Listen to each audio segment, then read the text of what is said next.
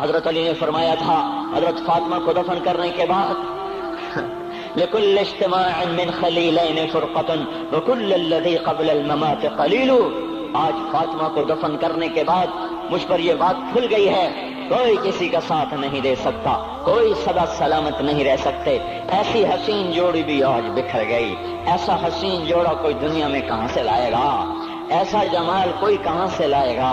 ایسی جوڑی کوئی کہاں سے لائے گا؟ علی و فاطمہ کی جوڑی کوئی دکھائے تو صحیح، کوئی نبیوں کے بعد کوئی ایسی جوڑی بنی ہو. لیکن آج یہ جوڑی ٹوٹ گئی. 24 سال کی عمر میں فاطمہ جدائی دے گئی، 24 برس کی عمر میں جدائی دے کے جا رہی. ہاں لیکن بھائی ان کا تو مرنا بھی زندگی تھا. پانی کے لیے اپنے خادمہ سے فرمایا میرے غسل کا پانی رکھو. خادمہ نے پانی رکھا، خود غسل فرمایا، پھر اس کے بعد چارپائی کو درمیان میں رکھوایا اور کپڑے پہنے اور فرمایا علی اس وقت کہیں باہر نکلے تھے، فرمایا اب میں مر رہی ہوں، میرا غسل ہو چکا ہے، مجھے دوبارہ غسل نہ دینا، یہی میرا غسل ہے اور علی کو بتا دینا. اور وہ گئی. ہاں آپ نے کہا تھا حضرت فاطمہ سے میں جا رہا ہوں، وہ رونے لگی. پھر آپ نے پھر کان میں کہا نہیں نہیں تو غم نہ کر، سب سے پہلے تو ہی مجھ سے آ کے ملے گی. پھر وہ ہنسنے لگی. حضرت عائشہ رضی اللہ عنہا دیکھ رہی تھی، پہلے روئی پھر ہنسی. تو کہا یہ کیا بات ہوئی؟ کہا مجھے میرے باپ نے کہا میں جا رہا ہوں تو مجھے رونا آیا. تو پھر انہوں نے فرمایا تو غم نہ کر، سب سے پہلے تو ہی مجھ سے آ کے ملے گی. تو پھر میں خوش ہو گئی. باپ کے جانے کے صرف 6 مہینے کے بعد ابا سے ملاقات ہو گئی. تو حضرت علی فرما رہے ہیں آج دیکھو دیکھو ان افتقادی فاطمہ بعد احمد دلیل علی اللہ یدوم خلیل.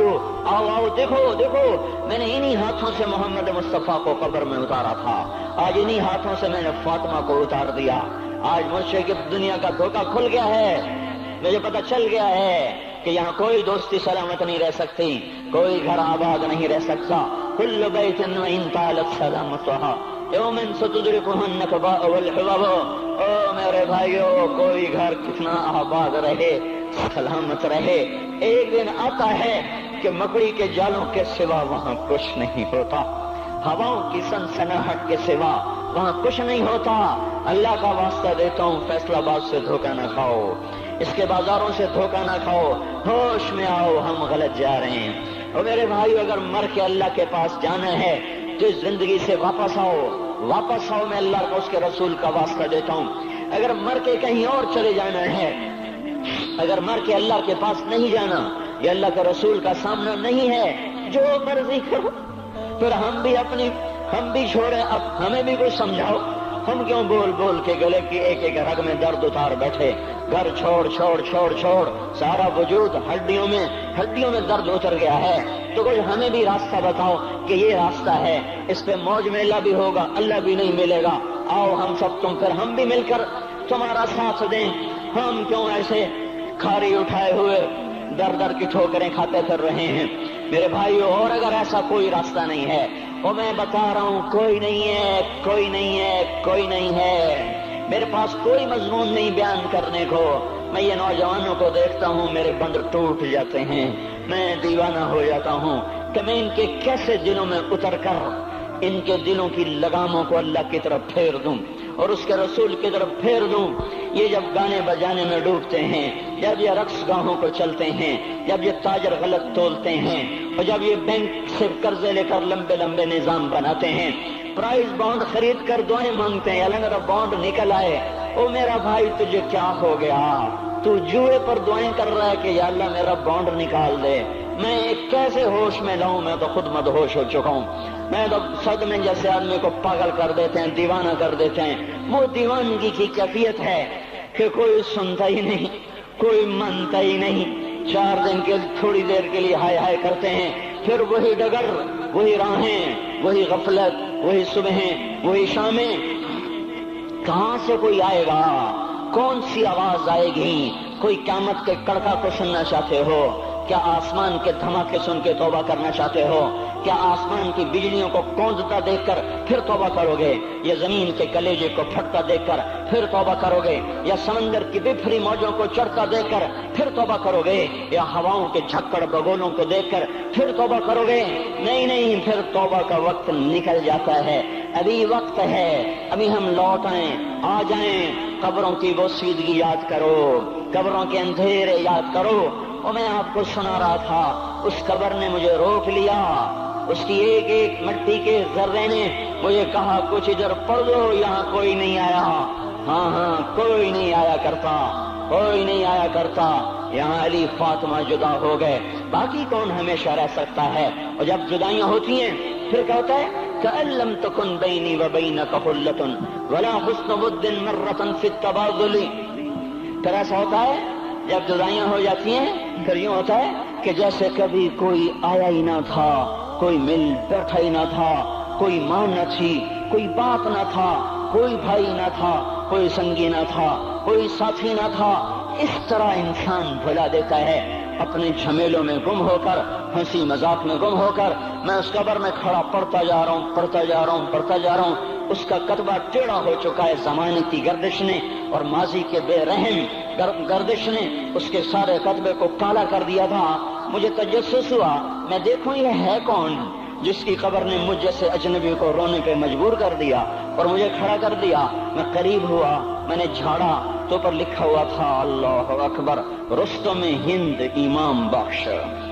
रुस्तम हिंद, जिसके लिए महाराज कालीन बिछाते थे, जिसको हाथियों पे सवार करवा के लाया जाता था, जिसके आगे पीछे ढोल बजते थे। और जैसे आजकल ये क्रिकेट के खिलाड़ियों के आगे पीछे खलकत होती है, ये वो दौर था जब पहलवानों के आगे पीछे खलकत होती थी। आज उसकी खबर वीरान होकर कह रही है, कोई इधर भी तो पढ़ के जब चलता जाए, कोई यहाँ भी तो कुछ तोहफा देता जाए। मेरे मोहतरम भाइयों, जब मौत आएगी तो कोई औलाद याद न करेगी, कोई माँ बाप याद न करेंगे। माएँ लाल भूल जाती हैं, माओं को बच्चे भूल जाते हैं, माओं को बच्चे भूल जाते हैं, बाप औलादें भूल जाते हैं, बीवियों को खामिन मिल जाते हैं, खामदों को बीवियां मिल जाती हैं, यारों को यार मिल जाते हैं। वो तो हम हैं जो जाकर तहे खाक सो जाते हैं। अकेले तन्हा जिंदगी का सफर शुरू हो जाता है। अली बिन अबी तालिब जैसा शाह सवार, अल्लाह ताला का मुकर्रम महबूब इंसान, जिसको अल्लाह के नबी ने कहा, अली तुझे बशारत हो, जन्नत में तेरा घर मेरे घर के सामने होगा। इतनी बड़ी बशारत, अली तुझे मुबारक हो, जन्नत में तेरा घर मेरे घर के सामने होगा। इतनी बड़ी बशारत का लेने वाला, रोजाना की रात की फरियाद, मुझे तो पता नहीं कि मेरा ये बयान कबूल है कि मरदूद है। आपको पता नहीं आपकी आमद कबूल है कि मरदूद है। आज 25 रोजे रखते हुए हो गए, कुछ पता नहीं, अल्लाह ताला कबूल करेगा या रद्द कर देगा। बड़ी जात है, आज तक जिंदगी में कोई एक अमल भी नजर नहीं आता जिस पर हम दावा कर सकें ये काम तो मेरा अल्लाह को बड़ा पसंद आएगा और मेरी बख्शिश का सामान हो जाएगा। हम फकीर लोग हैं मेरे भाइयों, हमारी मईशत इतनी खराब नहीं हुई जितना हमारा ईमान खराब हो गया है। हमारा फकीर, उसका चूल्हा ठंडा हुआ है, हमें उसका दर्द है, लेकिन उसके चूल्हे ठंडे होने का इतना दर्द नहीं है जितना उसके ईमान की अंगीठियां सर्द हो चुकी हैं, जितना ये दर्द है। क्योंकि ये फकर मालदारों को भी हासिल है, ये फकर पूरी दुनिया पे छा चुका। मालदार भी फकीर हैं, दुकानदार भी फकीर हैं, ताजर जमींदार भी फकीर हैं। आज जो जितना बड़ा दुनियादार है वो ईमान का उतना बड़ा फकीर हो चुका है, वो भकारी हो चुका है।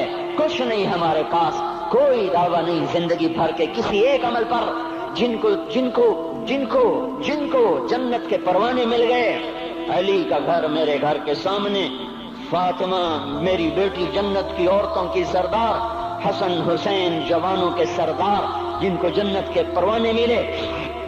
हजरत अली रात को उठ के रो रहे हैं, आहिन आह मिन किल्लत ज़ात व बुअद सफर व वहशत तरीक। ए मेरे मौला मुझे माफ करना, मेरे पास अमल कोई नहीं है। ए मौला मुझे माफ कर दे, मेरा अमल थोड़ा है। और मैंने अभी क्या कहा है, मैंने अभी क्या बताया आपको कि अली का घर नबी के घर के सामने है। तो कुछ तो सोचो, कभी थोड़े अमल वाला भी दो जहान के सरदार के घर के सामने घर बना सकता है? کبھی تھوڑے عمل والا اتنے مرتبے پہ جا سکتا ہے؟ وہ کیا کہہ رہے ہیں؟ یا اللہ میرا عمل تھوڑا ہے تو میرے پاس کیا ہے جس کا میں دعویٰ کروں؟ یا اللہ میرا عمل تھوڑا ہے، یا اللہ مجھے تنہا جانا ہے، یا اللہ راستہ بڑا خطرناک ہے، یا اللہ عمل کا توشہ تھوڑا ہے، اے میرے مولا مجھے معاف کر دے، مجھے معاف کر دے۔ یہ وہ ہیں جو معاف ہو چکے ہیں، جن کی بخشش ہو چکی ہے، اور مجھے تو پتہ نہیں ہے کس حال میں جانا